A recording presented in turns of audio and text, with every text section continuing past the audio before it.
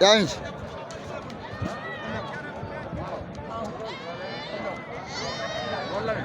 el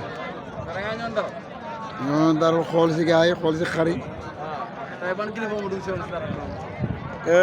représentant ministre de l'élevage la moo war a ñëw xool daara xar yeeg yooyu ba toll yaa ngi xar allo xar cher wala seeru dégg naa 90 jëm kaw moom kay loo def mun nga am xar waaye problème mooy nga gis ku yor am 80 ñëw laaj xaram 150 mënta ne.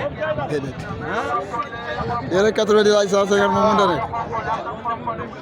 mu ne la nga di yor sa poos rek ngay xool yow nga ñëw ànd ak moom dem. waaw. loolu la ko.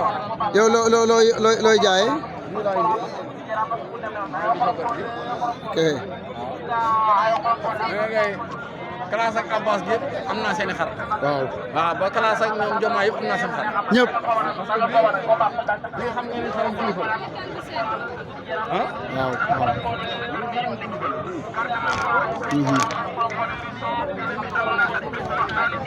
incha allah. léegi nag classe ak Abbas bi am naa seen i xar tamit. waaw. classe ak Abbas bi am naa seen i xar. macha allah. waaw. même yow am naa sa xar. waaw am nga sama xar borom ñaari jabar. ah. man xar bu tuuti laay tawas. non borom ñaari jabar. bu ma jox ci xaru kilifa yi de. non yow sa xar a ngi nii parce que ñaari jabar nga yow. Abbas góor benn jabar la. moo tax yi lay jël. ñoom président Sidaat moom ban façon xar lay jël. président Sidaat. Sidaat day góor benn jabar nga xanaa ma yéen ko bii. waaw bii de baax na ci moom parce que président la moom Moustapha. président rupture la kon dafa war a ñëw indi bii.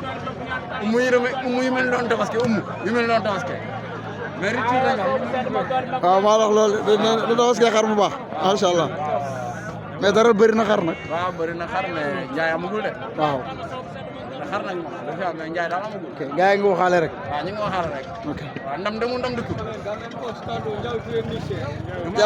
yàlla ndam ñëw. du ma àgg ci dimanche nag ndam